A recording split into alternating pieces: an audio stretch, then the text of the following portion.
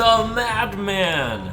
Welcome to today's RASTAKHAN'S Rumble card review. Rogue has a raiding party, 3 mana, draw 2 pirates from your deck, combo, and a weapon. Wow, so that's basically a 3 mana Nourish, which tutors. Now the problem with this is that the tutored cards are pirates, which don't really fit into an archetype right now, and weapon, which doesn't really fit into an archetype right now.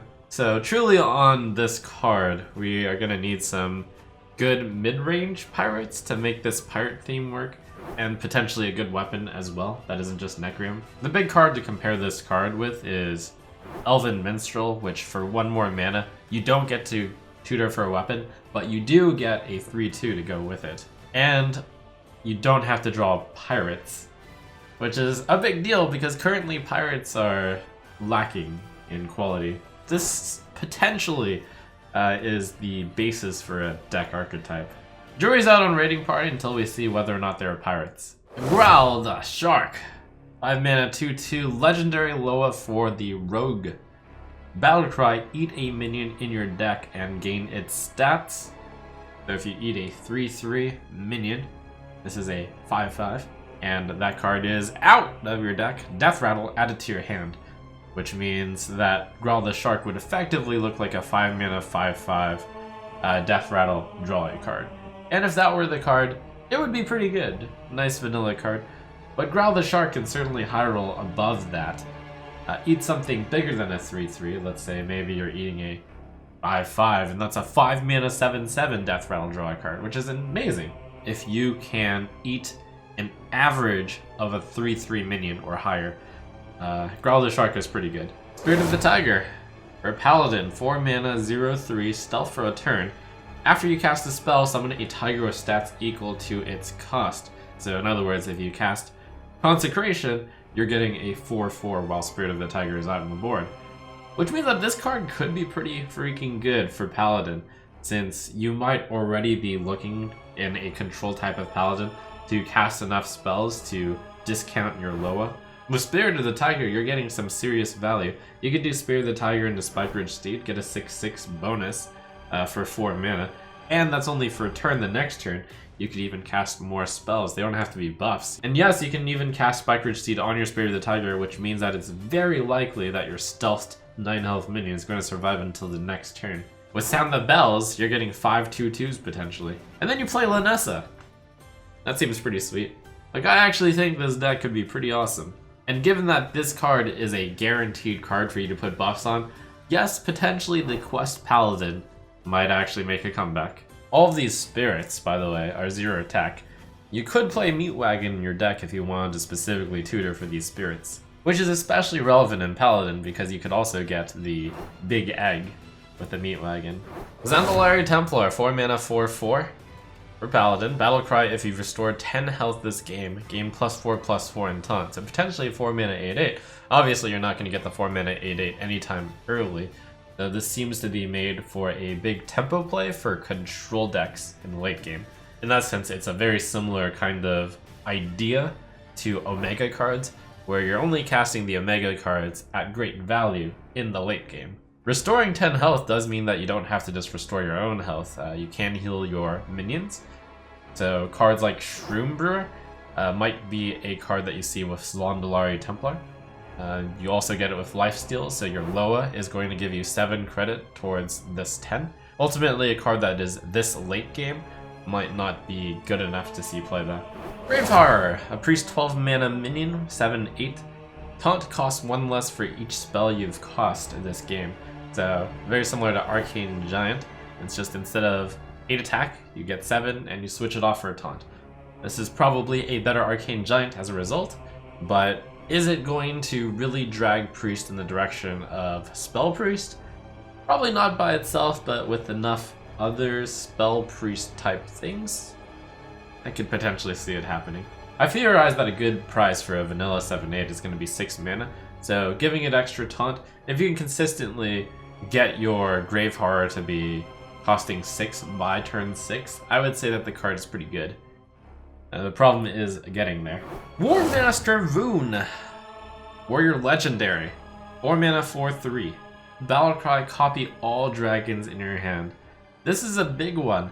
This could be the linchpin of some sort of dragon control warrior deck. It's a card that would allow you to really get so much more value. And you can Zola Warmaster Voon, and you could play Voon again for more threats, which would allow your late game control warrior, which was actually losing quite a lot of control value matchups, to suddenly be able to win it, because when you're copying an extra 2 Ysera's and another, you know, few big cards, Sleepy Dragon here, Primordial Drake, that might be enough value to win you the late game. We're gonna have to see whether or not there's another really good dragon in this set.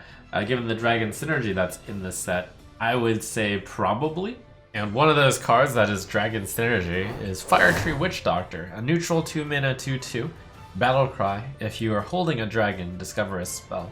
I'll just give the very surface analysis that if you're playing a dragon deck, this is really strong. I'm going to equate discovering a spell to be nearly as good as draw a card, if not better. And there are no 2-mana 2/2 draw cards, so I can just give a blanket great in a dragon deck.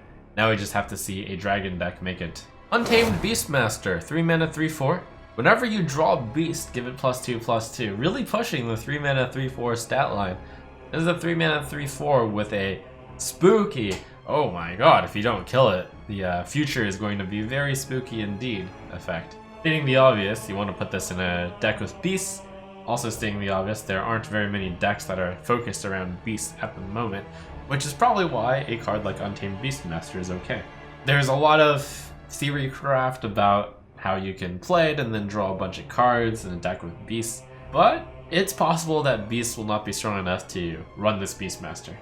We'll have to see. I do think that the most likely archetype for this to fit into would be some sort of mid-range hunter. And last, and certainly not least, I guess, a card, the Soul Flare. 10 mana 9/6. Death Rattle, shuffle Corrupted Blood into each player's deck. Corrupted Blood is a card that, when drawn, you take 3 damage, and then after you draw, shuffle 2 copies of this into your deck. It has been confirmed that you do draw a card after drawing Corrupted Blood, and all Corrupted Bloods drawn activate first, and then you shuffle them into your deck. In other words, if you only have 2 Corrupted Blood in your deck, you still only take 6 damage, and then you take the fatigue damage, instead of just dying.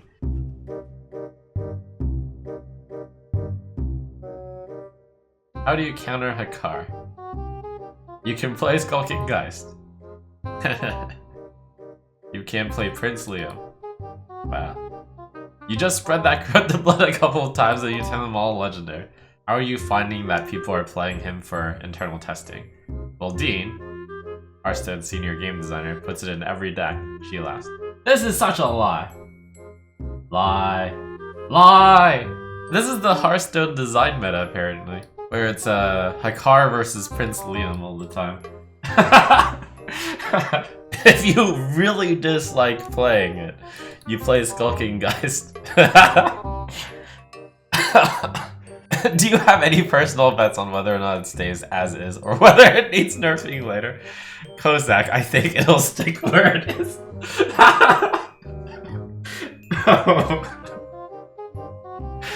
Oh, I can't even.